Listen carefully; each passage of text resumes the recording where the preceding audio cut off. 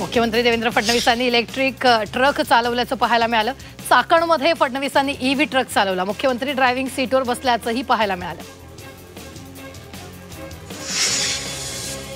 परभणी महानगरपालिकेच्या कर्मचाऱ्यांनी काम बंद आंदोलन केले। 2 महिन्यांपासून वेतन थकल्यानं आक्रमक झालेल्या कर्मचाऱ्यांनी आंदोलन करत जोरदार घोषणाबाजी केली।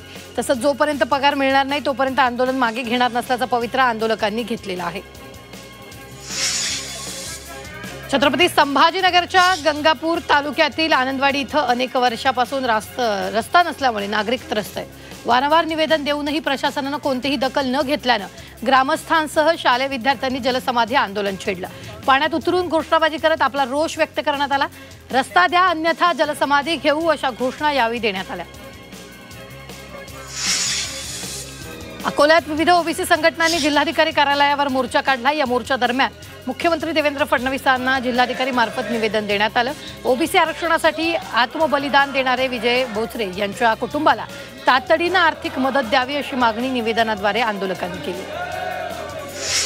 अकोल्यात भूमिहीन शेतमजुरांनी शासनाविरोधात अनोखं आंदोलन केले। जिल्हाधिकारी कार्यालयासमोर शेतमजुरांनी चुली पेटवून चटणी भाकर खाऊन आपल्या मागण्यांसाठी आंदोलन केले। जिल्ह्यात हजारो एकर शासकीय जमीन रिकामी असतानाही भूमिहीनांना जमीन वाटप केली जात नाही असा आरोप यावेळी शेतमजुरांनी शासनावर केला।